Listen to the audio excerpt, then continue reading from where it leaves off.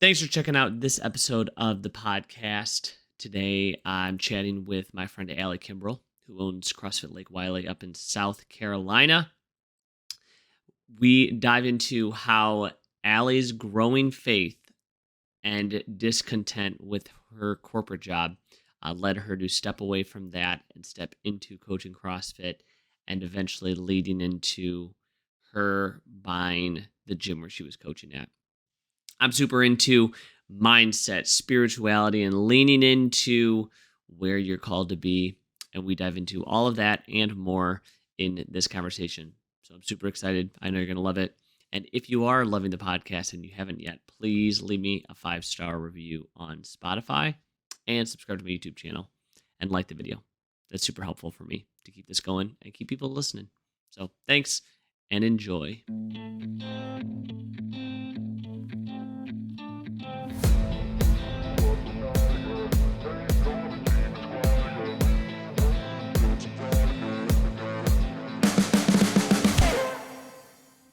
Well, welcome, Alie. Thanks for hopping on. I appreciate you. Hey, Christian. So I want to talk about, well, let's do this first. Tell everybody like where you're at and what your gym's called. I am in South Carolina, Clover, South Carolina / Lake Wylie, and my gym is CrossFit Lake Wylie. We're just outside of Charlotte. You can literally drive 10 minutes and be in Charlotte, North Carolina. Yeah, and a fun fact that people listening probably don't know, maybe one person knows, is one of my members moved up there and is now your member at your gym. Yes, yeah, he's great. Yeah, shout out to Ryan. Yeah, Ryan's cool. It means a lot that um that I can confidently like send my member to your gym and know like, hey, go check this one out because I know that you're gonna get taken care of. Because that unfortunately is not the case with a lot of CrossFit gyms. Yeah, I wish there have been times that I wish I could have done that for other members of ours that have moved either to another state or just to another area. And I do look, I look and see if there's anybody I know that I know would be offering a similar experience. But it makes me sad sometimes when I can't find a gym that you know I would feel comfortable sending somebody to. What are some things that you look for when your members are moving or somebody you know is moving? Honestly, the first thing I look is to see if they're an affiliate U gym.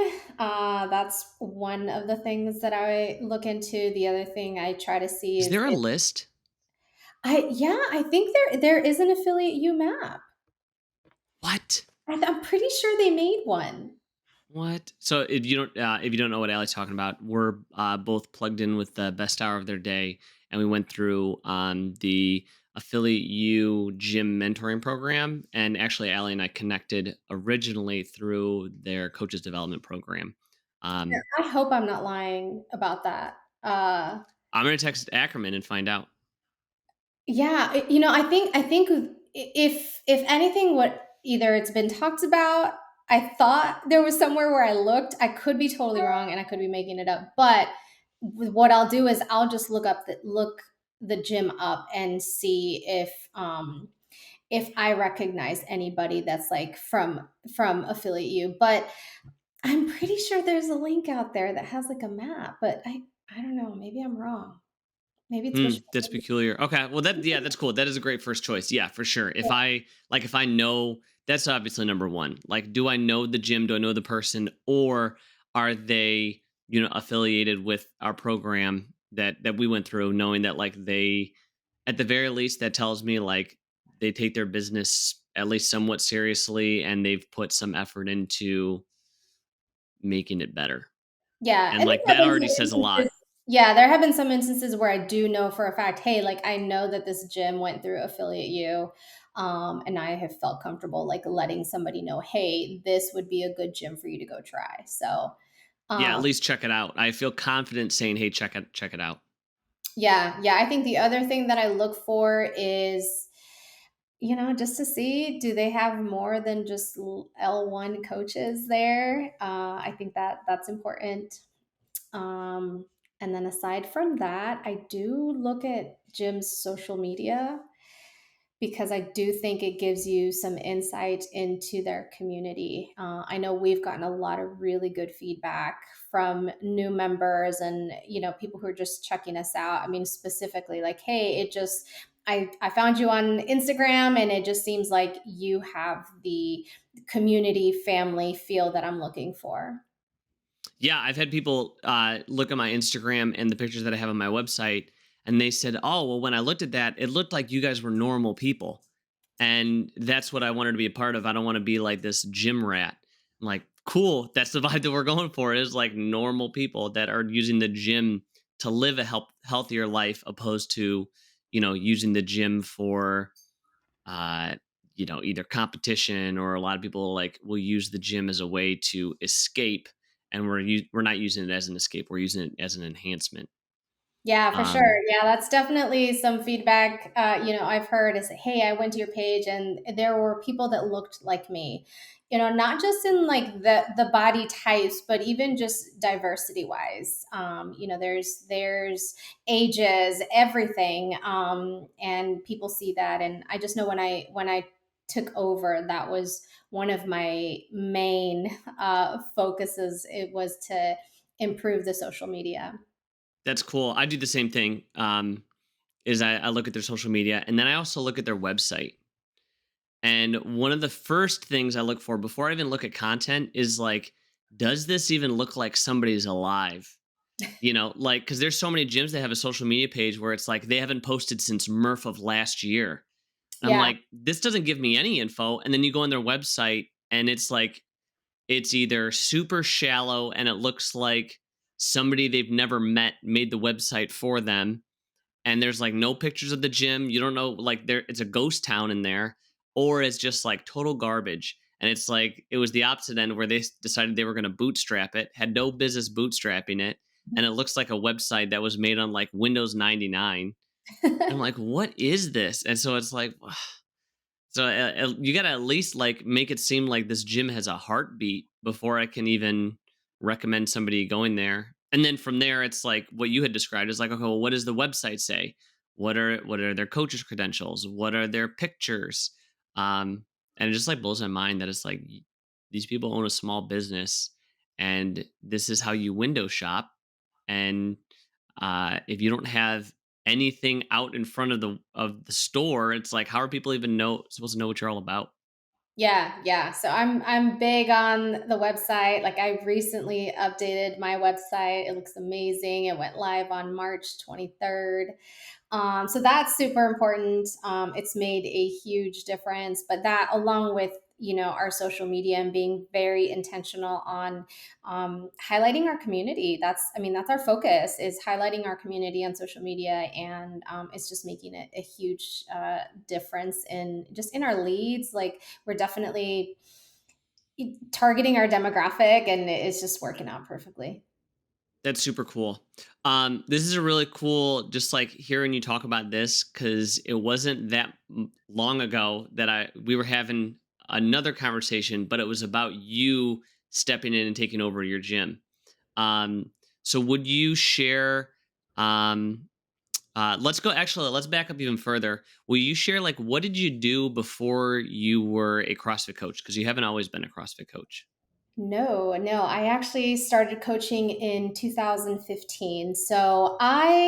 Before I was coaching CrossFit and, owning a gym, I worked in corporate America. I worked for the same company for 15 years. And I started when I was 19. So I'd been there for a long time. I started there in, did I say it's a healthcare company? Yes, it was a health insurance company. Okay. Um, I was out in California. I used to live in California, and that's when I started when I was 19. Eventually, moved to South Carolina, and I was still working for that company. I was working from home, so it was great. I actually worked from home for 10 years, and I found CrossFit in 2012. I started doing CrossFit in 2012. I loved it. I was hooked. And in 2015 is when I started coaching. So the current gym that I'm at now, or that I own, CrossFit Lake Wylie, opened in January of 2014. It was a lot closer. I was driving 16 miles to go to CrossFit every day before it was the closest one. And then, so when this one opened up, it was only 11 miles. So it just seemed a lot closer. But anyway, the owner at the time had asked me if I would be interested in coaching. And I'll be honest, I started because I really didn't want to pay the membership. Like that was the main reason, you know. I didn't realize how much I would like it though, and as soon as I started coaching, I realized how much I loved doing it. I love teaching people CrossFit, probably more than I love doing CrossFit. So 2015, I got my L1. Still working for corporate America all this time. And then 2018, I got my L2. Then I also started, I want to say 2019, I got nutrition certification, PN1. Um, and then just continued coaching. 2020 hit, and March, Friday the 13th, 2020, when the world shut down, I put my 2 week notice in at my corporate job, and I quit. I was just done, and I wanted to pursue nutrition. And that's when I just decided to quit my job. It didn't work out the way I planned because my focus was going to be the nutrition coaching, and just grow that business. But I ended up just coaching more at the gym, which it worked out perfectly because now I own it. Yeah, that's super cool. Can we unpack that more? What um Tell me more about like what led up to you being like, okay, yeah, I'm gonna put in my 2 weeks. What were the coming months leading up to that? What were conversations like? Because you're married. Yeah. And so what was your husband's reaction, and how did you guys navigate that together? So it was hard, but it was a long time coming.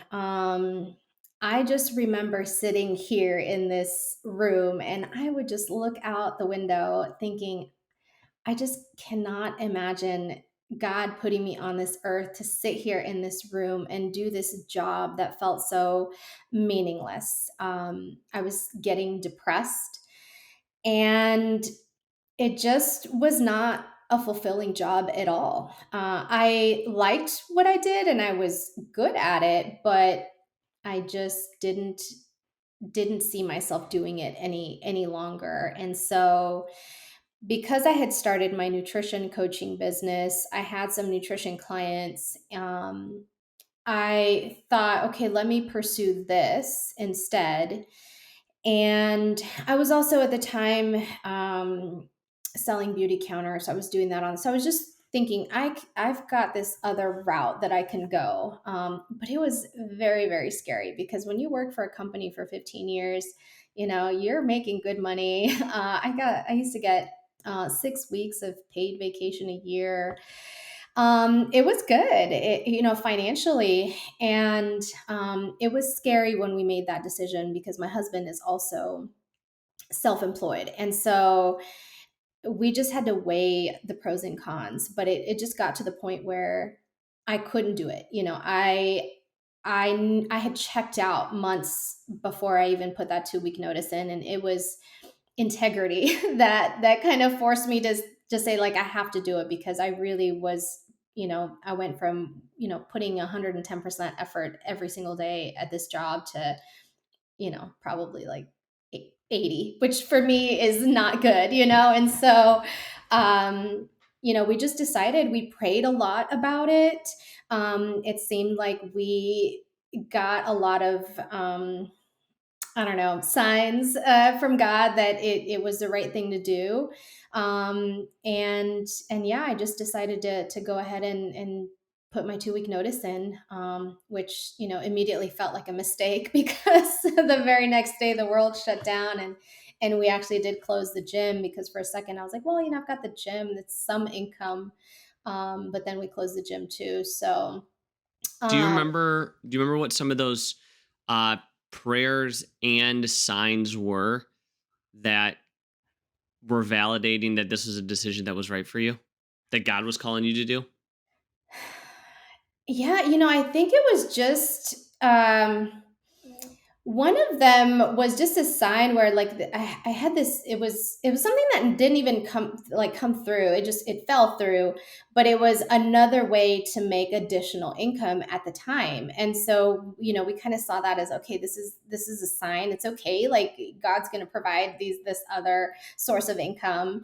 Um, and I think I just also was really thinking about how I was feeling. And I knew I couldn't stay here. And so, we just prayed a lot about that. My husband could see that I was not in a good mental space working for this company anymore. And so we just made the decision to go ahead and do it. I can't remember other specifics, but it just felt like the right thing to do. And we went ahead and did it. It was really scary because you have health insurance, and we still don't now, and that's okay. But you just let go of these things that have been just a part of your life for so long. The thought of not having that paycheck every 2 weeks was really, really scary. But one of the things that we had already been doing is just being very smart about our finances. And so that was one of the reasons why we knew, it's okay. Our income is getting cut drastically, in this household, but we had been smart about our finances and we knew that we'd be fine. So you were already living leaner, and even though they weren't what ultimately was right for you, God was sending you opportunities that were an indication that there was something out there for you. Yeah, I think one of those at the time was just that, we were doing a lot of things at the gym. Even though those things didn't work out as the gym, I did learn a lot, and my role at the gym was growing. And as soon as I quit my job, I was more accessible. And so my role at the gym grew even more, where I did kind of go into, I was doing the sales. I developed the sales process and, the initial consultations, our onboarding process, just a lot of that I worked really hard to develop. And so, I think part of it was just growing more into that role or just, working more at the gym. That's cool. I really connect with that. The thing that like I'm growing, I feel God sending me things. I know that I'm not quite sure I don't know exactly where I'm going. I have a direction and I know I can't stay here. And so it's just continue to like receive those signs and act and receive those signs and act and just taking one step at a time. When my wife and I were moving down from Ohio to Florida, we experienced that over and over again where God would present things that motivated us to act, and those things ended up actually not being the thing that we were destined for. And so what I mean is like at one point, so the thing that got us to start moving was my wife got a job offer down there. And so we're like, cool, sold the house, started getting things together, found a new house to buy. And then that was right around when COVID happened. It was like that February, March. And her job called her and was like, hey, we don't have the position anymore. Mm, And we're man. like, we sold our house. Like, and we have another house that like we were going to close on very soon. And so we were like, this is already moving. So we have to keep, and we prayed about it and we just felt God telling us, like, hey, no, keep moving, keep moving. So, we're like, all right. So Kayla found a different job and we ended up pulling the plug on the purchase on the new house that we were going to buy. And then she ended up finding a third job. And so the third job was the one that she ended up sticking with, which is the company that she works for. Like she still works for that company. There was a hiccup in there, but she still works for that company. And then fast forwarding like a year or so, we ended up taking that money that we would have put down to buy the house. And that was the money we used to buy the gym. Nice. Yeah, and so it's like in the moment, it's so easy to get caught up and feel like, oh, God just doesn't want me to have this. And when I continue to receive that sign that I'm called to act, and I continue to act even when I can't see through the fog, eventually we end up on the other side of that, seeing something that ends up being even greater than what we thought we were going to receive to begin with. Yeah, no, definitely. It's funny because I think back to just things that I said a long time ago, a specific conversation I had with a friend who's since passed. But I remember when I first moved to South Carolina, I was talking to him and he said, like, what are you going to do in South Carolina? And I don't know why. I hadn't even started CrossFit at the time. But I said, I want to do something with fitness. Like, that's what I want to do.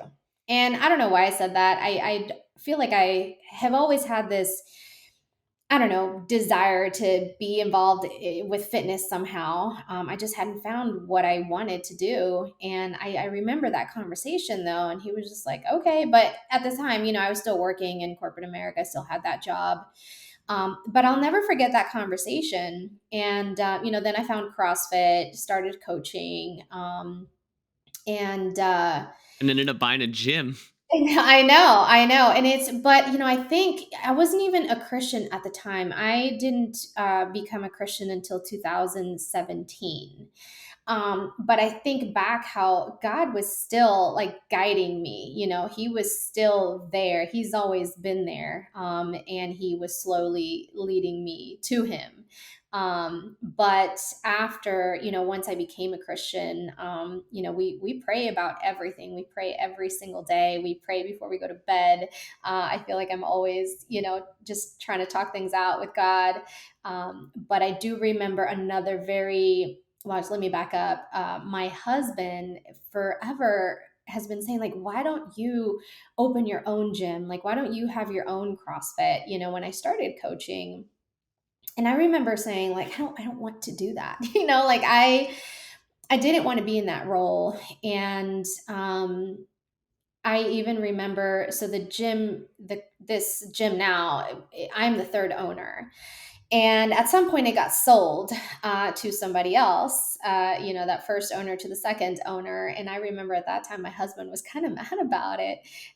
He was like, "What? You didn't even know about that? Like, you didn't think about buying it?" I'm like, "I didn't know about that. Like, I didn't." And plus, like, I didn't want it at that time, And it's funny because, again, everything in God's timing, because I would have probably ran that gym to the ground. Like, I would not have been successful if at that time there was even an opportunity for me to, purchase the gym. It would not have been good. I was a totally different person. I wasn't a Christian at the time. Like, it just would not have been good. And then, fast forward to last year, I remember this. I'll never forget this moment. As a matter of fact, I think it was March 16th, 2021. Um, or 22, sorry, not 21, 22. So last year. And anyway, I'm walking through my kitchen and this thought just hit me hard. I mean, it was so powerful and almost like loud in my head that said, like, what if you owned the gym, you know? And I just remember feeling sick to my stomach, like butterflies, because I knew the responsibility that came with that. And the very next day, the previous owner said, I think I'm going to sell the gym. So I had this knowing, I think even beforehand, that it was coming. But what was cool was that this time I felt like 100% ready because to me, everything is a God thing. He had led me to Best Hour of Their Day podcast. And probably for a good 6, 7 months before that, I was heavily consuming their content. And I don't know, I didn't know why at the time. I'm heavily consuming content that's geared towards coaches, yes, but also affiliate owners. And obviously now I know why, but at the time I'm like, I don't know, I just felt called to just heavily consume this content geared towards owners. So when the time came, I was like, oh, I'm ready. Yeah, it's easy to get discouraged again when we, sometimes we'll go after things, and I know this wasn't necessarily you, but we'll go after things and it doesn't happen, and it's a not right now because God knows that you aren't ready. And I know that that was like if I, had the opportunity to have my gym 5 years ago, I wasn't ready. I didn't know that I wasn't ready. And now I know that there was so much growth I needed professionally, personally, spiritually to be ready to handle this blessing that I had. And I know that if I would have been given that blessing sooner, I would have screwed it all up. Absolutely. Yeah. I feel the same way. Like there is no way that I would have been able to do what I've done. 5 years ago. There's just no way. I was a totally different person, just maturity wise, spiritually, everything. I've just changed so much. And I wouldn't have known, what to do, where to start. Like, I don't even know right now how I did half the things that I've done, but, I'm getting through it. But yeah, my it was totally different, when the time came last year. I like that you said that because I just had that uh, happen to me this week.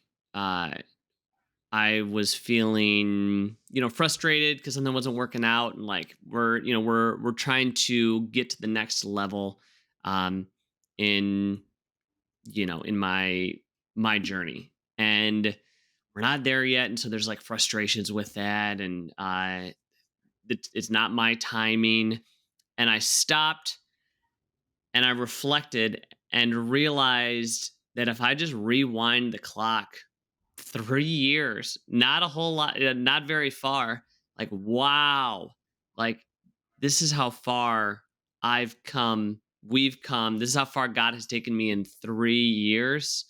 I can be more patient. And I don't know, or I do know that I would be incapable of repeating all of this on my own. And I tell people Yes. often, like, if God sent me in the mail, or sent down a letter, like an itinerary, he's like, hey, here's what you got to do. Here's the list. Here's the map.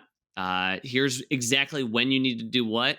There's no way I would not have been able to do it. It just wouldn't have happened. Like, there's too many things that um, miraculously align that needed to align that I would not have been able to manufacture. Yeah. Yeah. I agree. I can totally relate to that. Yeah, and that's what I hope people get out of not just this episode, but like all of my conversations. That like when you take that step of faith, when all you can see is the next place where you can put your foot, and you keep doing that, like eventually it does begin to unveil why you were taking those previous steps. And it starts to open up to where, and tell me if you relate to this, but I feel like it starts to open up to where I can start seeing more steps ahead of me. And I have yet to see, like, I don't think I'll ever see exactly what like the destination is, but the more that I continue to, trust God and take those actions, the more steps ahead that he reveals for me. Yeah. I think I do see that sometimes, I kind of know, okay, this is what I need to do next. But I also see those times where God is just calling me to be patient, like Yes. be patient. Um, don't fall into the comparison trap, and enjoy the process, because for a second there, basically from June when I took over, June to December honestly has been a blur, because not only did I buy the gym, but I also decided I'm going to get my L3. And that was really hard.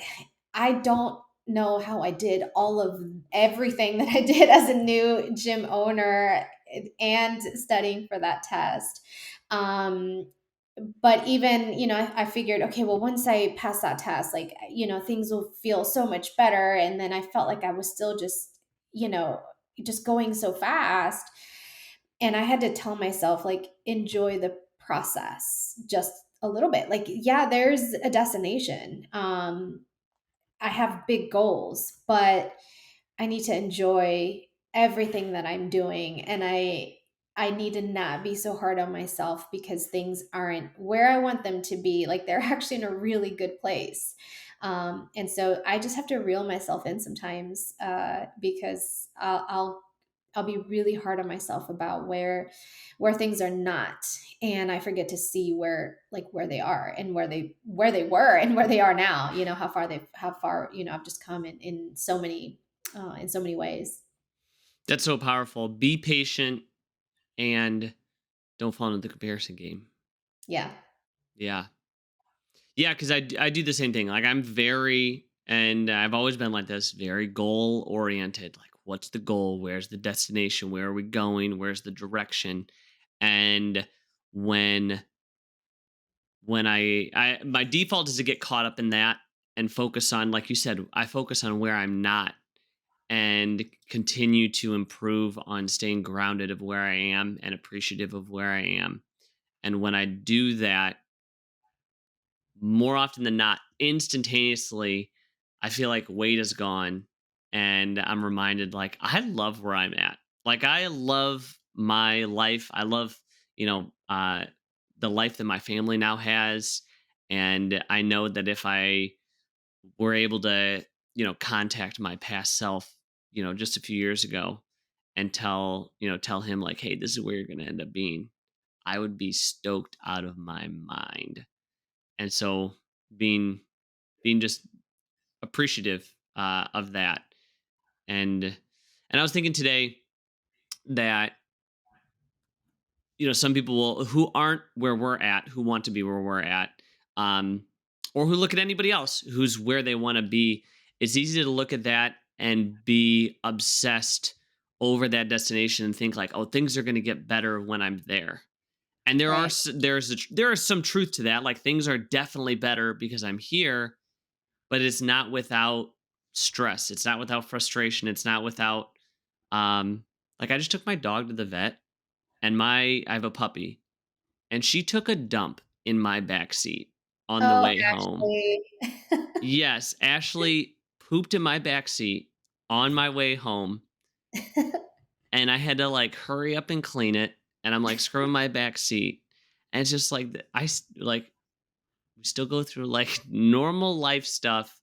But the cool thing is that at the end of the week, I find myself like exhausted because of how much work I put in. And after I give myself, you know, part of Saturday and most of Sunday to relax, I'm excited to go back and do it again on Monday. Yeah. And a lot of people can't say that. Yeah. Yeah. I think right now for me, it's definitely trying to enjoy as much as possible. I get so easily caught up in how much work I have to do. Because I am working a lot right now. How And many classes are you coaching? You're still coaching a lot, right?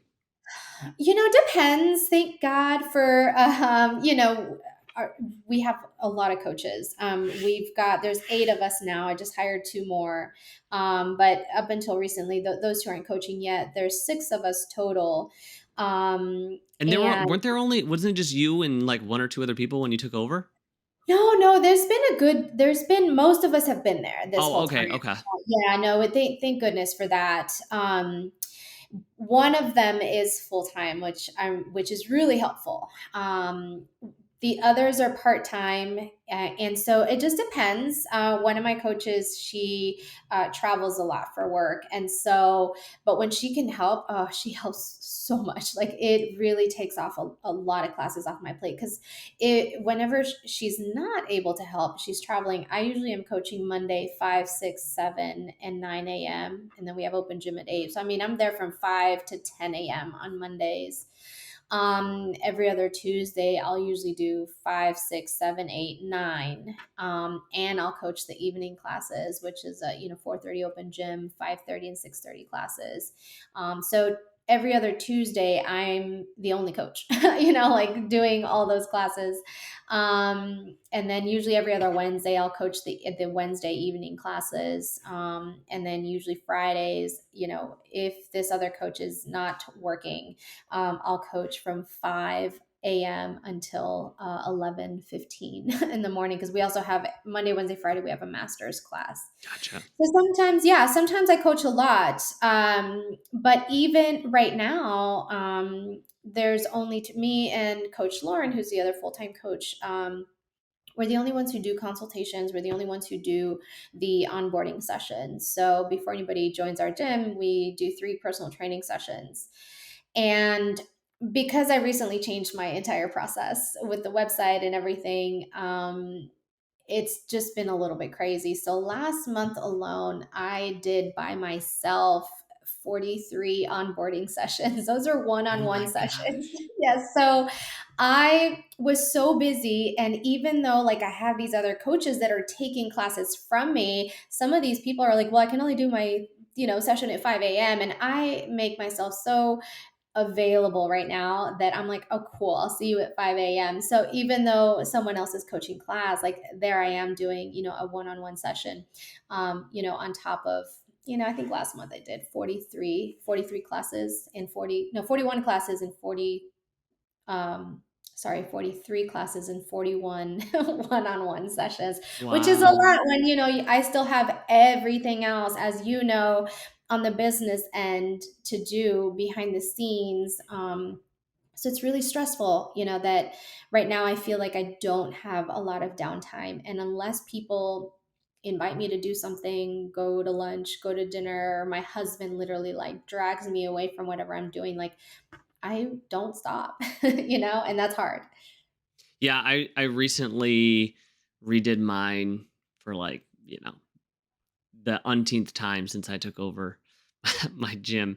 But I just got rid of my personal training sessions, my one-on-ones for my on ramp. So I do a consult, and then we do like a 30-minute before or after a class during the first week. We do like a 30-minute, like, what is CrossFit? And so we do that, and we do the fitness, wellness, sickness continuum. So basically, I tell them like, what is CrossFit and why does it work? And that's like Yeah. 20-ish minutes. And then my wife, 2 weeks later, will do a nutrition consult, and that's their on ramp. And that's been working really nice because, one, I found myself, like you had described, like I'm the only one who's doing these. My coaches have limited availability. Um, there's 4 of us, and I only have so much time in the day. Yeah. And I found that it wasn't working well for me because I realized that, like, people are signing up to take my classes, and then from the time that they initially reached out to me until they actually took their first class, at the soonest was like 10 days.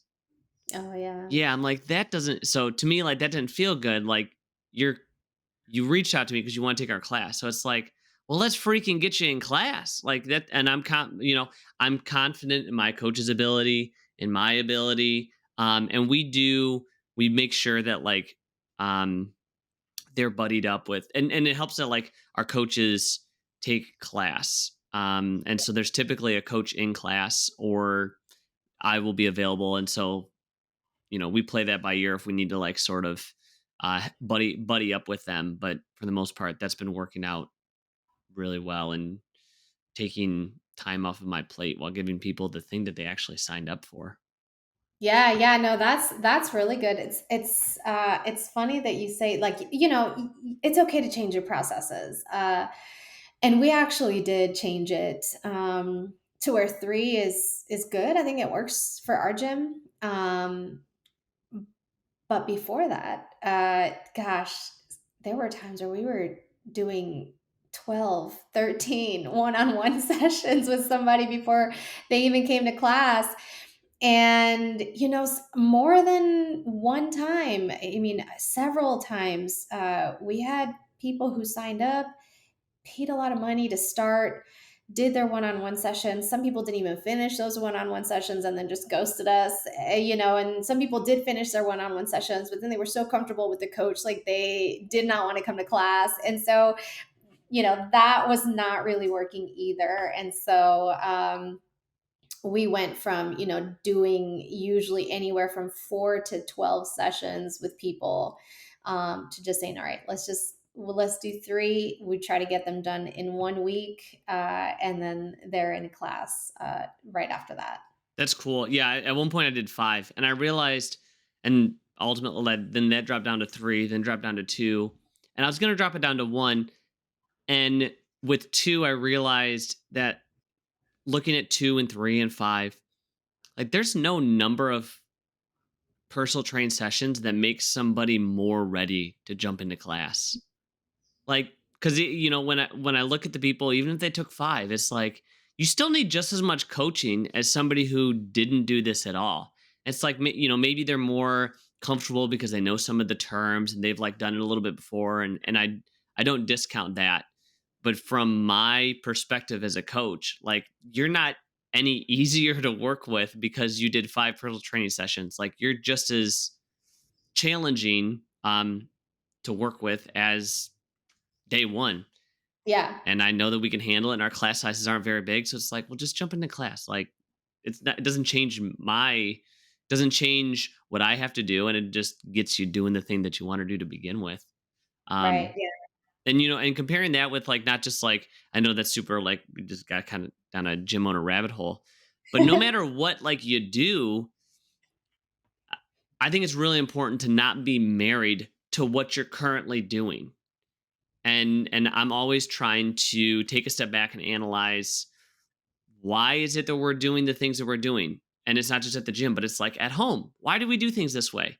Or with our faith, why do we do things this way? Or is the thing that we're doing getting us the result that we're looking for?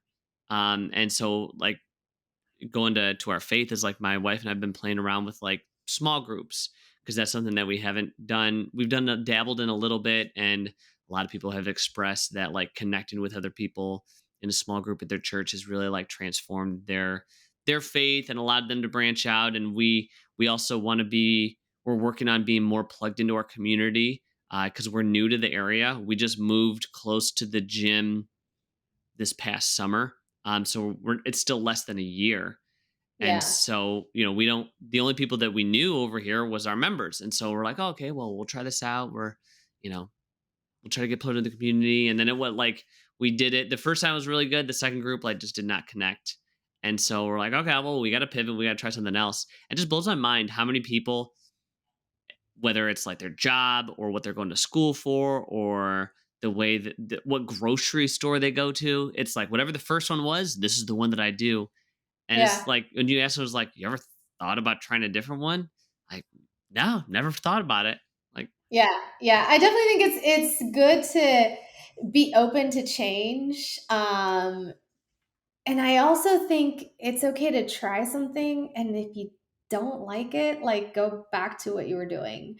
And I've experienced some of that, like, through the gym, with things that, like Affiliate U recommends, and then I'm like, I don't like that. I'm gonna just do what I was doing because that works well for me. But I feel like more than anything, I'm open to trying new things. But yes, small groups are important, and I hope you find one that works. Thanks. We've been talking about getting one at the gym and having one. I'm not sure what that would look like. We did a fitness one before when we lived up in Ohio, and I really liked it. And so that's something that we've talked about. And it just didn't work with the theme that our church was doing this groups semester, because they were all like meeting. All the groups were meeting together at the same time at the church, and then they were like separating, and so that didn't really work to roll that out. It has We have not thrown it away yet. We're gonna keep trying, and we're gonna find where our place is uh getting plugged in with our church. And we've talked about too, we we know that and feel God telling us to, share our faith with people and connect with people that way. We just aren't sure exactly what that looks like. And we've been, praying and experimenting with that, and it's like, is God calling us to connect with people in our gym? Like, is that where we're called to be, to like minister people at our gym and like expose them to God's love and like what that looks like in our life? Are we called to be more plugged in at our church and serve people there?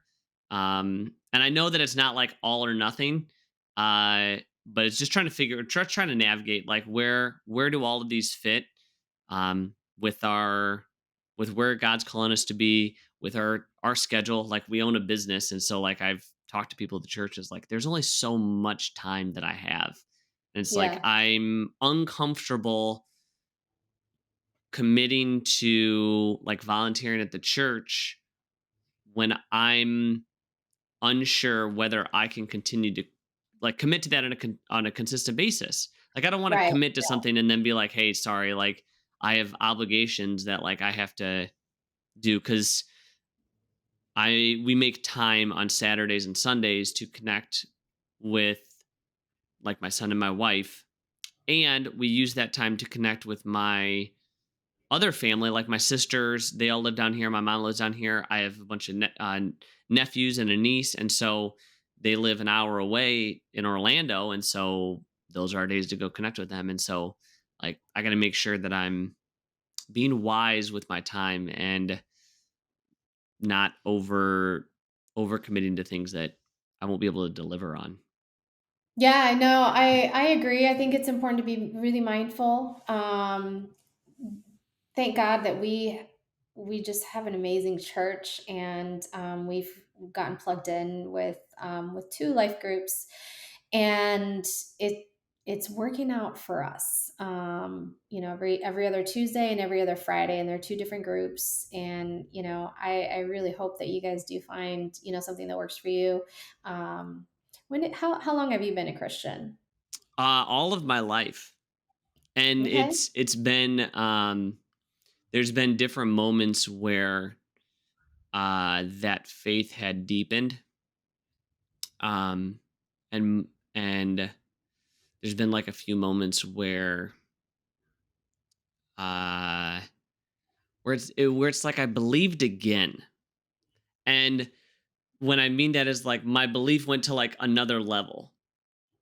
And so it's like when people first become a Christian, the you do like a salvation prayer, and basically, you ask for salvation from Jesus, and you accept Jesus as your savior. And then after that, like, there's more layers to it, and I feel like I've experienced levels where it's like there's another level to that, where like I have to take a new step of belief where I had that similar experience. I feel like that sounds nebulous. Does that make sense? I think I follow along because when I call myself a baby Christian just because I did not grow up in the church, and I became a Christian in 2017.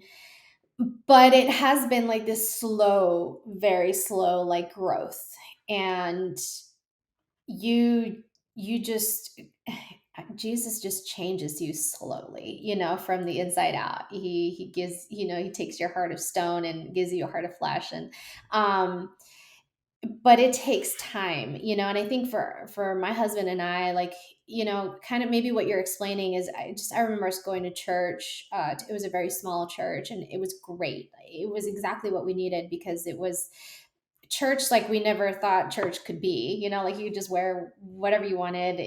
We felt very comfortable. And like, the worship time, was just different than what we had experienced, like, at a traditional church. But after so long, it's like, we were craving more, like, we needed more. And I've heard it said a lot in the church. It's like, oh, you need to go from, like, the milk to some meat. And so, at that time, we ended up finding another church. It was a little bit bigger church, and that's what we needed at the time.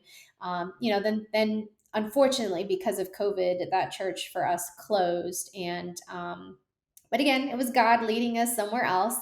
And he led us to the church that we're at now, which is probably the best church I've ever attended. It's expository style, teaching, which I love, because I'm a details person. I need details. I don't need things taken out of context. And I need to understand, like, what was happening at the time. What are the definitions of some of these words?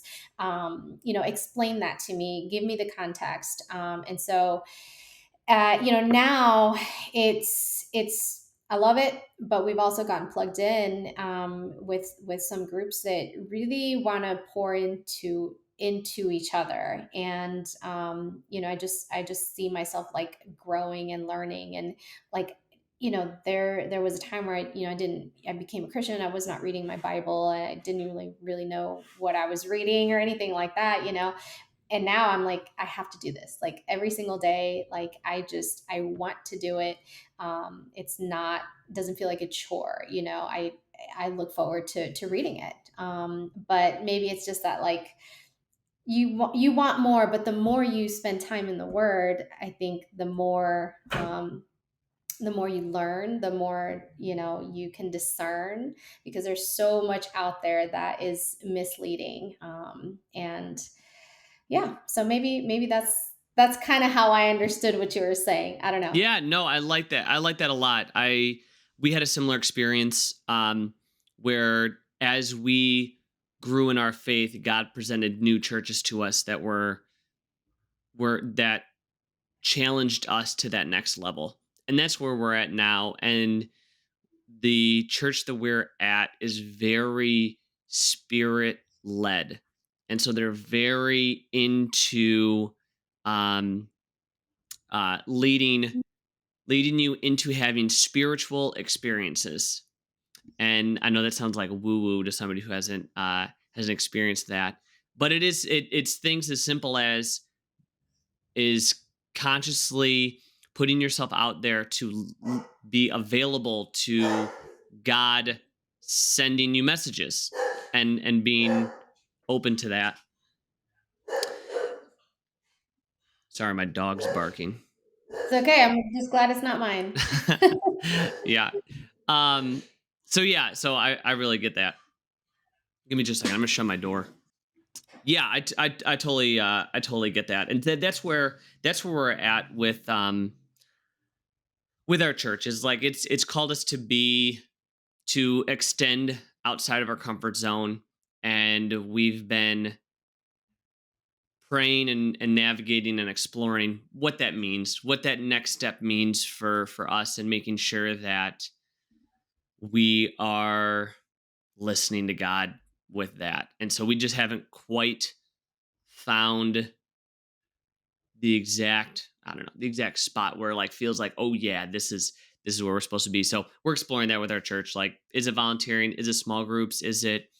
Um is it bringing people to the church? Is so We'll see, but it has definitely called us out of our comfort zone with the way that they worship, where the way that they have messages, their events, and it's been really cool, and has allowed us to step deeper in our faith and trust God. And the more that we do that, the more that blessings come our way and things line up, and we're able to feel more fulfilled, and everything that like we do has, or everything that we've gotten and like done up to this point has been a result of his grace and his blessings. And the only thing that I don't want to say take credit for, but advise other people to do that I did is like trust and do it.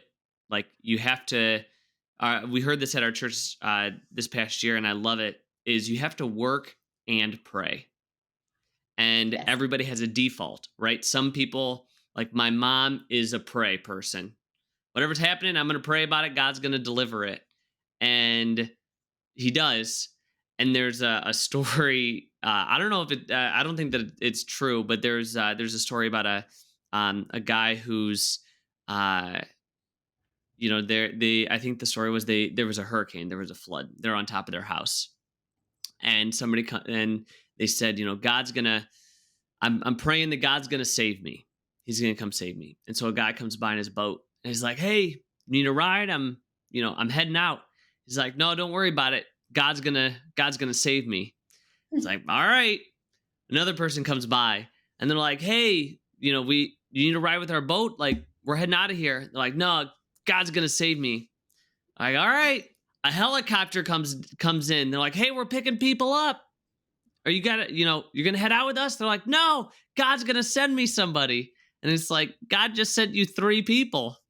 Yeah. And it's like you have to pair that with taking that action. And my default is work. So when things aren't going my way, my default is like, I gotta make it happen. I gotta put in the work. I gotta like put my head down.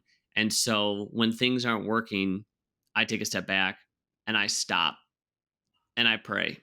And I tell God, like, "Hey, I've been doing this. These are all the things that I've been, maybe it's my, sometimes there's been times I prayed about my gym.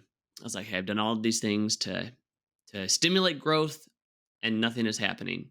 So I'm done. I'm going to put my hands down.